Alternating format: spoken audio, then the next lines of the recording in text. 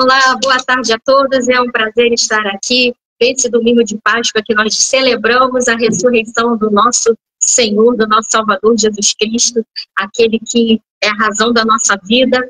E esse domingo é um domingo muito especial, porque não que seja somente hoje a oportunidade de relembrar que ele ressuscitou, que ele morreu por nós, mas nós fazemos isso todos os dias, mas que é uma data marcante, porque é aquela data que nos remete, né, a esse acontecimento em que Jesus, a morte, né, não pôde detê-lo, ele venceu a morte por nós e ele deixou marcado na história o seu exemplo de amor, o seu exemplo de poder, o seu exemplo de entrega. Ele entregou sua própria vida por amor a nós e ele nos dá esse exemplo. Então nós glorificamos e agradecemos por ele ter feito isso por nós, entregamos a nossa vida todos os dias nas mãos dele, não só hoje, que é domingo de Páscoa, mas todos os dias nós colocamos as nossas vidas na direção dele.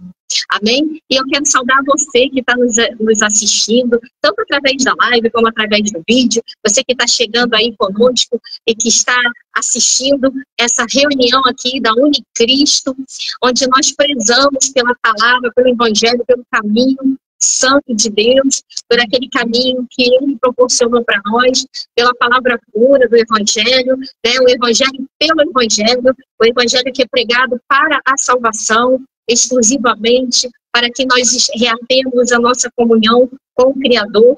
Essa aqui é a nossa intenção, tá? É pregar o evangelho, o caminho, é continuar aquela obra que Jesus nos deixou para continuar, que os apóstolos começaram e deixaram para nós, aqueles que viriam depois, a missão de deixar, né, de deixar essas sementes da palavra nos corações das pessoas, para que Cristo nunca morra nos corações das pessoas, para que ele possa salvar a muitos ainda. Amém? Essa é a nossa missão. A missão de Cristo é a missão de unir o povo de Deus em Cristo.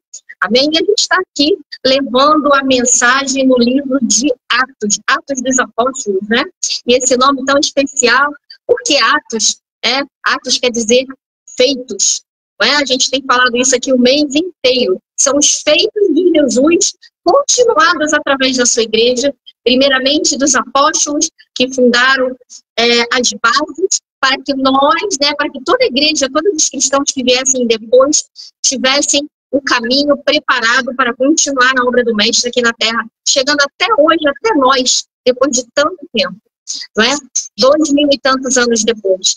E eles derramaram seu próprio sangue, eles deixaram a semente plantada, regada com as suas próprias vidas, com seu sangue, para hoje nós podermos ter o privilégio de desfrutar desse caminho e estar anunciando também essa palavra.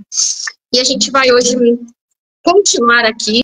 Nós paramos no capítulo da semana passada, no capítulo 8, né? O capítulo 8.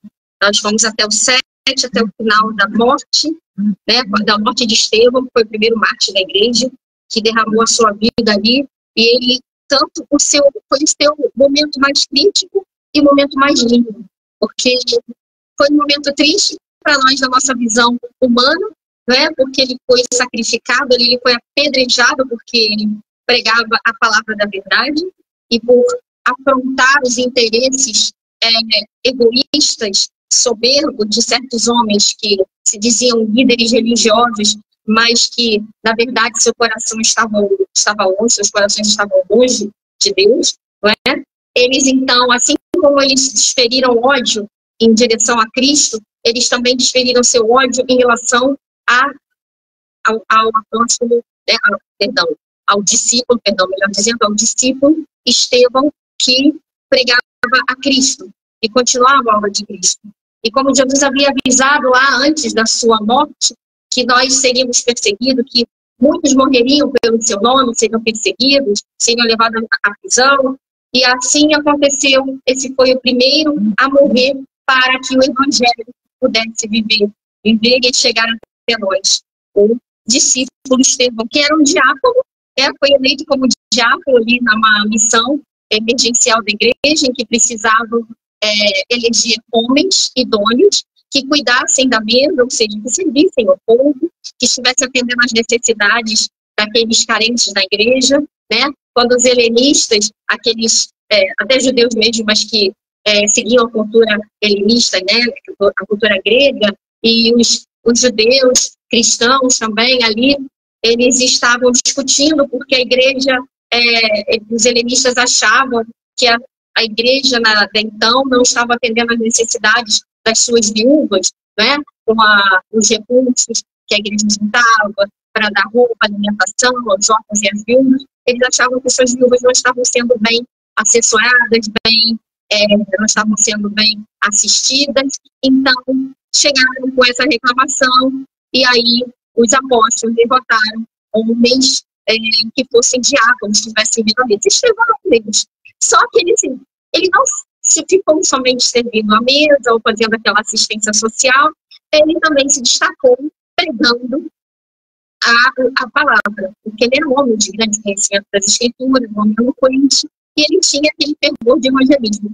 E aí, quando ele começou a pregar nas praças públicas, pregar para o povo, ele foi também o alvo do ódio dos religiosos judeus da época, das autoridades religiosas do judaísmo da época. E eles, para que ele servisse de exemplo, o levaram e o apedrejaram até a morte, porque ele falava que Jesus era o Senhor, era o Filho de Deus, era o Messias esperado, e que eles haviam matado o próprio Messias que tanto eles esperavam, que os profetas haviam pregado a respeito, profetizado a respeito, que Deus havia prometido, que o Deus que eles tanto diziam que amavam, havia mandado seu próprio Filho e eles haviam crucificado. Então, isso suscitou a ira daqueles homens, daqueles doutores da lei, e eles simplesmente condenaram Estevão à morte, começaram a apedrejá-lo, e um homem que estava ali, chamado Saulo, que mais tarde nós vamos ver como ele foi importante para nós, para a igreja, até para que as escrituras, né, para que esse evangelho chegue às nossas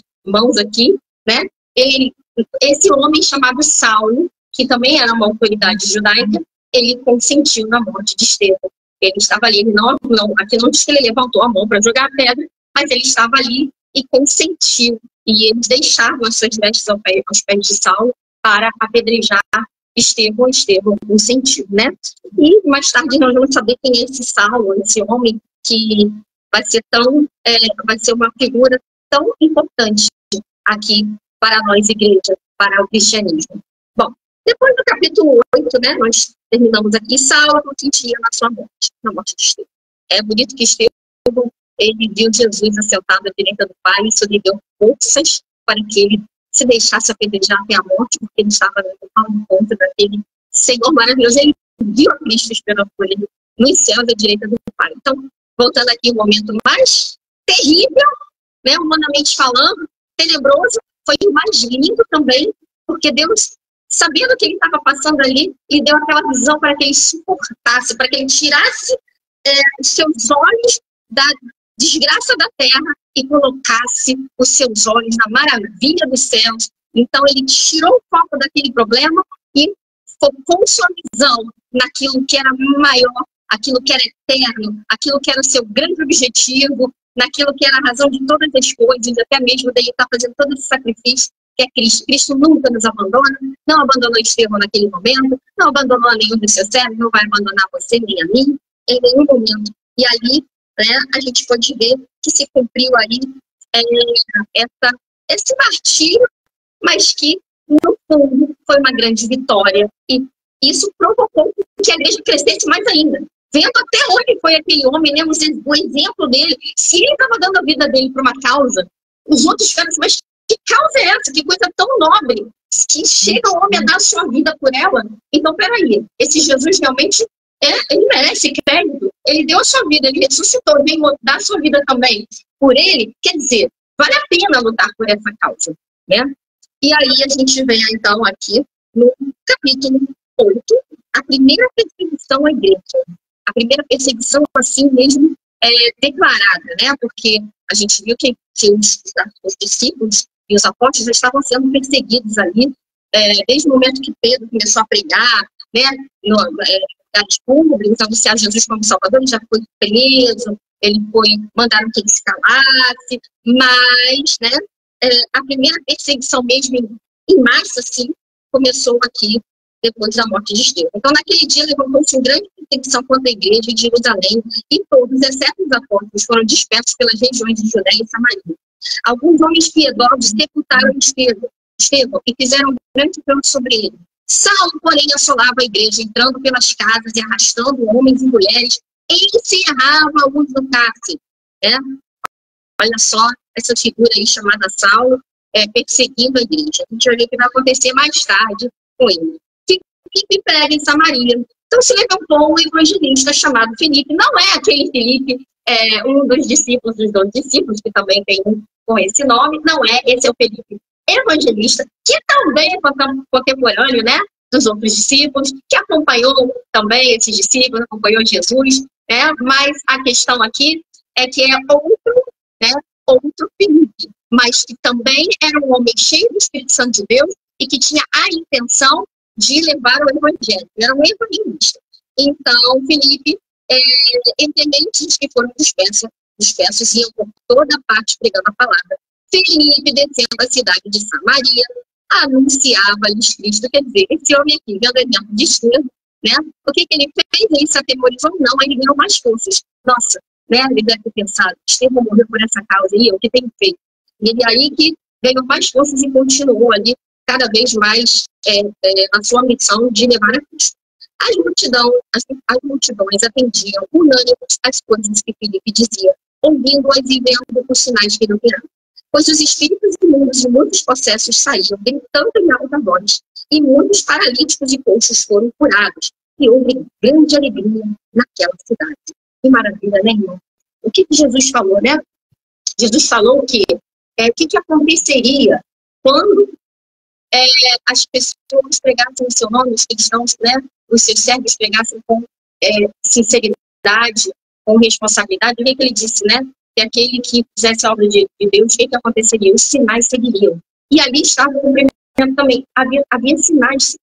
Muitos eram curados, demônios eram expulsos. Olha que maravilha, demônios eram expulsos, pessoas eram curadas pelo poder do nome de Jesus. E isso tem que acontecer.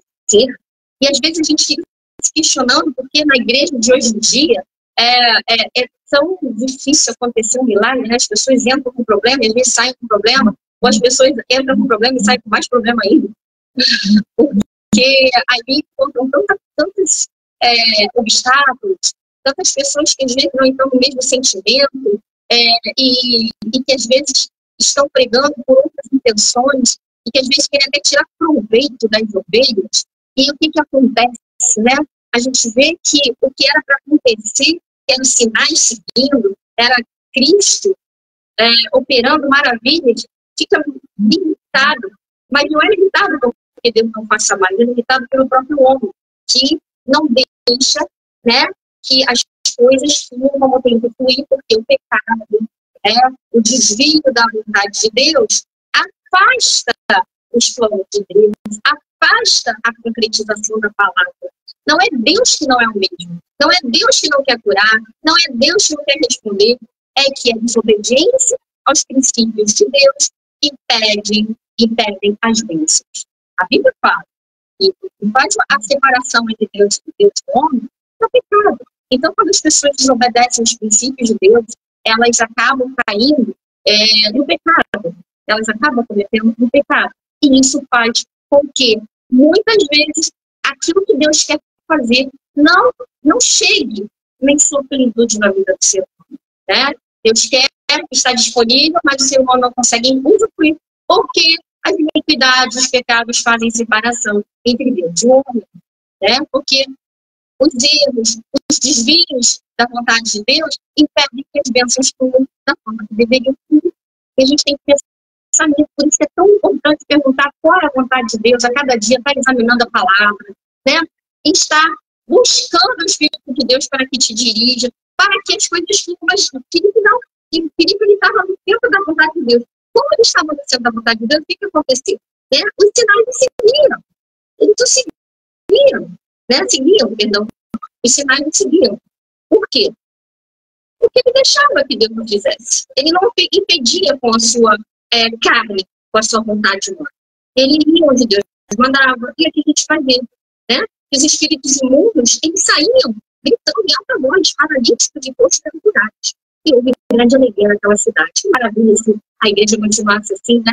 E a gente pede a Deus que a igreja continue assim. Simão, o mágico, versículo 9.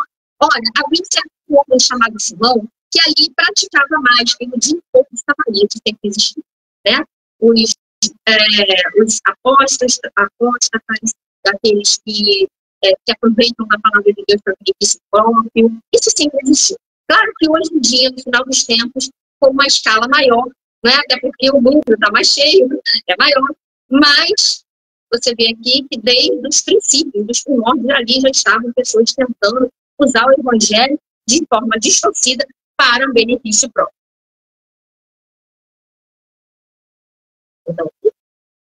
Então, o que aconteceu, né? Aconteceu que o Simão, o mágico, ele pregava e iludia as pessoas.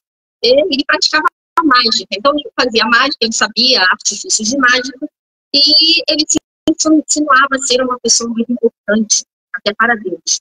E dava ouvidos a ele, né? O qual todos davam ouvidos do menor ao maior, dizendo: este homem é o poder de Deus, chamado o grande poder. Olha que coisa, né? A facilidade que tem o ser humano de se deixar seduzir pelo mal, pelo engano. Sempre foi assim, né? Muitas vezes as pessoas estão pregando o evangelho de verdade, o evangelho de Cristo, o evangelho puro, o evangelho santo, e muitos não querem dar ouvidos. Porque isso implica, então, uma posição diante de Deus. Porque isso implica em ter responsabilidade. Porque isso implica em dizer não a si mesmo. Porque isso implica em negar certas coisas que Deus não aprova e que às vezes nos satisfazem, né? Como a nossa natureza pecaminosa. Isso implica em ter que deixar algo para trás para poder seguir a Cristo, como Cristo falou. Que aquele que quiser seguir após ele, tomasse a sua cruz e seguisse. E isso, às vezes, é difícil, dependendo do que a gente tem que deixar, né? Do que a gente considere ser importante, que Deus nos aprove, não é? Aquilo que nos satisfaz e que a gente vê que não é a vontade de Deus, muitas vezes é difícil negar a si mesmo. E isso acontecia também. E as pessoas preferem, às vezes, mágicas. Assim, são soluções instantâneas e que não ficam responsabilidade que eu vou lá, né, dou meu dinheiro, porque é isso que esses homens querem. Eu dou meu dinheiro, eu recebo a minha bênção e tá tudo certo. Esse homem é maravilhoso, apesar que Deus só quer dar a bênção e ele pede para dar uma quantia em troca. Maravilha, eu deixo uma quantia, eu faço uma troca, eu pago para ele me dá o poder de Deus e eu estou feliz. E todos ficam felizes. Mas não é assim que funciona. Isso não é o evangelho de Cristo. Não é? Se alguém te chamar e disser que Deus quer te abençoar, que você tem que dar seu todo financeiro nas mãos dele, sim, porque você não tem base nisso. Aliás, você vê o contrário. Você vê que quem fez isso na Bíblia foi totalmente repreendido, reprovado, tanto por Deus, tanto pelos apóstolos. Porque Jesus, ele não é uma mercadoria de troca. Jesus não é uma mercadoria e nem vende as suas bênçãos. Ele em nenhum momento disse: ide e pregai e cobrai pelas minhas bênçãos, ide e vendei. Não. Ele disse: ide e pregai o evangelho a toda criatura. Todo que crer será salvo. Não todo que pagar será salvo. Em nenhum momento você vê Jesus falando: ide e cobrai. Ele fala: dai de graça e de graça recebeste. Jamais, se você encontrar alguém dizendo que a sua disponibilidade financeira para Deus é o que vai determinar a quantidade de bênção que ele vai derramar na sua vida, isso não é o evangelho de Cristo, não é Jesus que está falando, senão Satanás, porque desde do início da igreja foram pessoas movidas pelo diabo, pela ganância, pelo mal, que fizeram que tiveram esse tipo de atitude. E você vai ver aqui, começando por Simão e outros exemplos que a gente vai ver na Bíblia de Atos, né, e em outros livros também. O que acontece? Simão, e ele era considerado um homem de Deus. E as pessoas o admiravam como homem de Deus, né? Aderiam a ele porque havia muito os iludiram com mágicas. Por muito tempo, eles estavam iludindo pessoas com mágicas. Não era Deus que estava fazendo. Ai, mas acontecia um milagre, mas não era Deus. Isso quer dizer que é possível acontecer certas coisas que parecem milagres, né? Em nome de Deus e não ser Deus, sim. Se não fosse possível, não estaria aqui. Esse exemplo, Simão, o mágico, né? Ele fazia truques de mágica, dizia que era Deus que estava fazendo, em troca disso ele tinha os seus benefícios, claro, financeiros. E aqui está dizendo, né? Quando, porém, deram crédito a Filipe, que evangelizava a respeito do reino de Deus e do nome de Jesus Cristo, aí chegou Filipe pregando realmente o evangelho, as escrituras, esclarecendo o plano da salvação, mostrando quem era Cristo, né? A responsabilidade que se tem que ter diante de Deus, e iam sendo batizados assim, como homens como mulheres. O próprio Simão abraçou a fé, mas vamos ver aqui por que terá aquele evangelho desabraçado, né? Tendo sido batizado, acompanhava a Filipe de perto, observando extasiado os sinais e grandes milagres praticados. Olha que interessante, né? Isso quer dizer o seguinte: é possível que pessoas mal intencionadas, pessoas mal intencionadas, até se aproximem do Evangelho e sigam o Evangelho, dizendo que são de Cristo, de perto, mas que têm outras intenções. A gente vê que é possível. Só que o Espírito de Deus ele não deixa nada oculto quando a gente está em sinceridade com Deus. O que acontece? Filipe era um homem que estava dirigido pelo Espírito Santo. Ele viu que aquele homem se aproximou dele. Claro, ele mostrou a misericórdia de Deus, ele deixou que ele se aproximasse, ele o batizou, mas aquele homem, na verdade, não havia sido convertido. Então, é possível que estejam pessoas fazendo a obra de Deus e não realmente estejam fazendo a obra de Deus por amor a Deus e por responsabilidade com altos, né? Por amor ao próximo. É verdade, Simão era um engano. O que ele queria era glória para si mesmo, era para tirar vantagem, não é? Era ganhar lucros. E aí ele ouviu falar de Cristo, ele ficou deslumbrado, claro, e ele se batizou e seguia de perto. Então, há pessoas que seguem de perto o Evangelho, mas de perto mesmo. Muitas vezes estão assim, do lado que eles estão fazendo a obra de Deus, sinceramente, mas estão ali com outras intenções. Só que olha o que aconteceu. Ouvindo os apóstolos que estavam em Jerusalém, que Samaria receberam a palavra de Deus, enviaram a Pedro e João, os quais, descendo para lá, oraram por eles para que recebessem o Espírito Santo. Portanto, não havia ainda descido sobre nenhum deles, mas somente havia sido batizados em nome do Senhor. Haviam sido batizados em nome do Senhor. Então, eles imputavam as mãos e recebiam este Espírito Santo. Pelo porém, Simão, olha como as coisas não ficam ouvidas por muito tempo, que pelo fato de imporem as mãos, os apóstolos sobre eles, era concedido o Espírito Santo, ofereceu-lhes dinheiro. Logo, a sua natureza, a sua natureza foi revelada através das suas atitudes. Ele estava ali, né, dando uma de cristão? Estava. Ele havia sido batizado? Havia. Ele andava com os apóstolos? Andava. Ele parecia que estava fazendo a obra de Deus? Parecia. Ele andava com gente séria diante de Deus? Andava. Porém, em algum momento, né, quando alguém tem má intenção, em algum momento vai deixar transparecer a sua verdadeira personalidade, o seu verdadeiro objetivo, a sua verdadeira intenção. E foi o que aconteceu com Simão. Ele não deixou, parecia que ele havia deixado aquela vida, né, de tomar a glória de Deus para si, né, de vender milagres por interesses financeiros. Ele havia se convencido de que Jesus era o Cristo. Ele havia se convencido que aquele era o caminho, porém não havia se convertido. Dentro de si não havia acontecido uma verdadeira conversão, uma transformação. Jesus, ele não tinha deixado que Jesus realmente transformasse a sua natureza pecaminosa, ambiciosa, não é? De vender as bênçãos de Deus. Ele não permitiu que o Espírito Santo de Deus fizesse essa obra. Ele continuava, mesmo ele estando ali com os apóstolos, mesmo ele conhecendo a Cristo, mesmo ele vendo aqui Filipe pregando o verdadeiro caminho de perto, ele não havia se deixado moldar pelo poder de Deus. Ele continuava com a sua velha natureza. E o que ele fez? Olha só, ele virou para Felipe. E vendo que o Espírito de Deus descia sobre aqueles em que ele impunha as mãos, ali a sua verdadeira intenção se manifestou. Não ficou em oculto, porque Deus não deixa que nada, ele não deixa que nada que está oculto não seja revelado. Ele não deixa os seus servos enganados. E aí, olha o que aconteceu.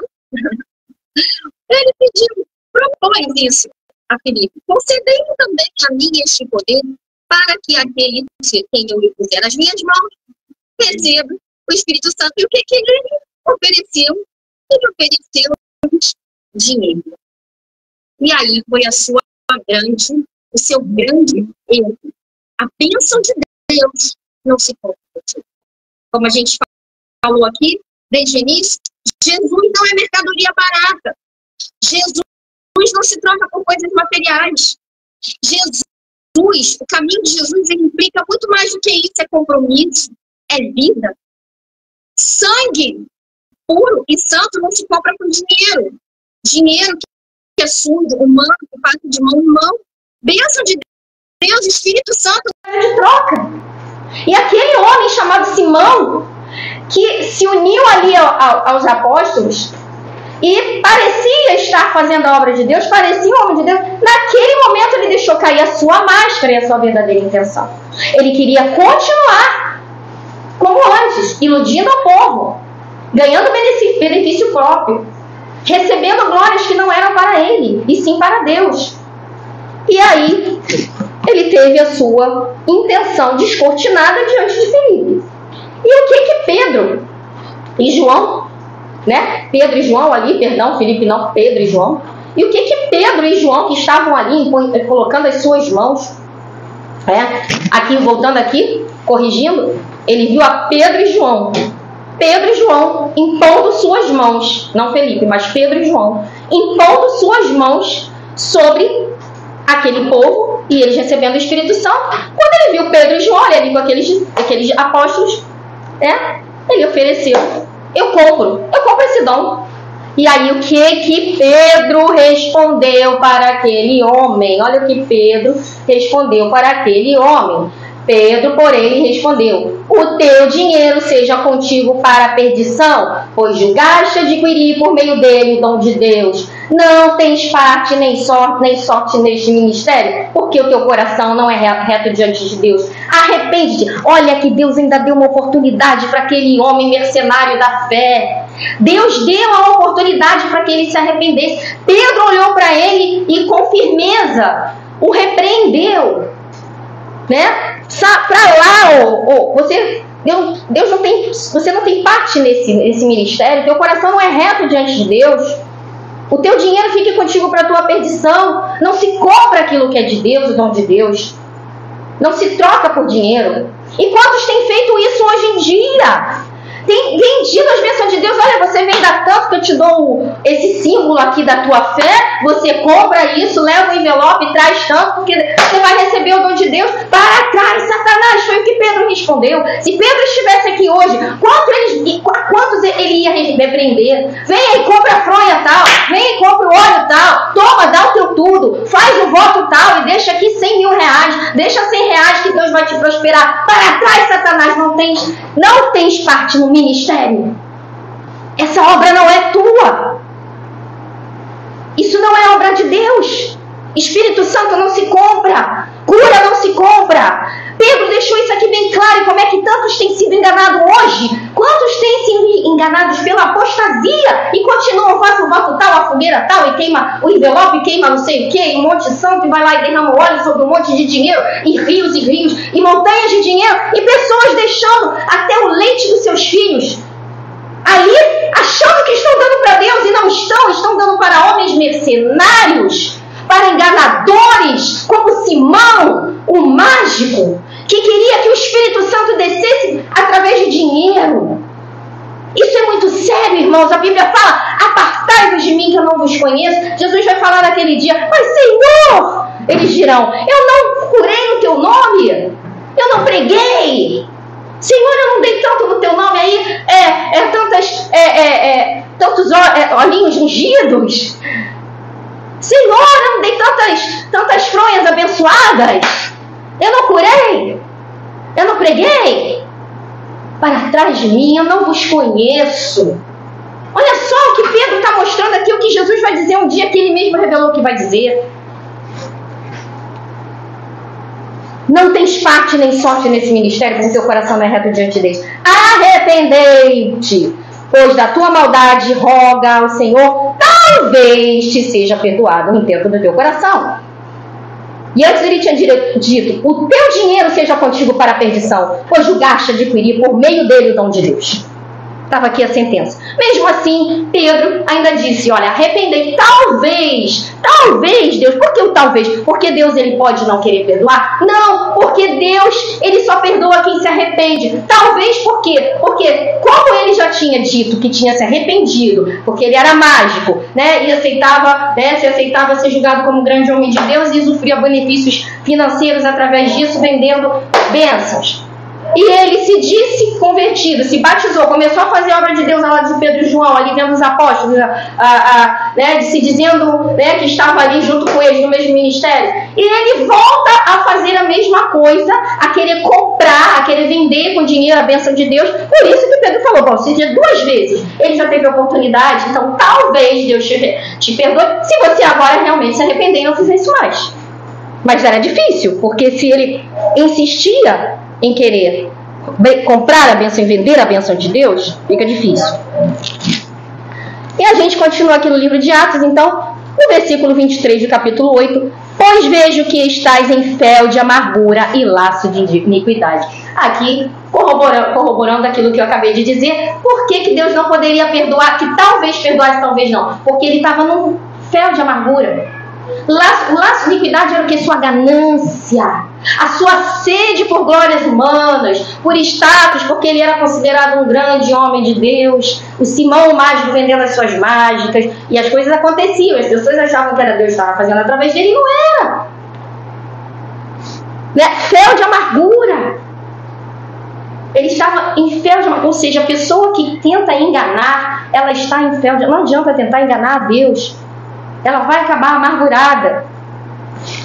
E aí o que aconteceu? Respondendo-lhe, pois, Simão lhes pediu, rogai-vos vós por mim ao Senhor. Ele pediu, para que nada do que dissestes sobrevenha a mim. Dá-se a entender que ali ele começou a cair em si. Quem sabe ele se arrependeu, se ele não voltou a fazer o que ele estava fazendo, né? Bom, eles, porém, havendo testificado e falado a palavra do Senhor, voltaram para Jerusalém e evangelizaram muitas aldeias dos samaritanos. Aqui a gente não sabe mais qual foi a decisão de Simão, aceitar o perdão de Deus ou continuar tentando, pregar o evangelho por ganância, mas aqui ele deixa essa última palavra, rogai-vos por mim ao Senhor para que nada do que dissestes sobrevenha a mim. Por que ele pediu os apóstolos? Porque ele mesmo falou com o Senhor, Senhor, me perdoa. Senhor, eu não quero vender o teu dom, eu não quero te usar, o Senhor não é mercadoria de troca, eu quero Jesus como meu Salvador. Mas ele pediu aos apóstolos que rogassem a Deus por ele. Aí a gente continua aqui em Atos 26, e a gente vai na semana que vem, continuar analisando essa palavra aqui, o livro de Atos, os feitos da igreja primitiva, que continua nos nossos passos, que continua nos passos daquele que querem segui-los.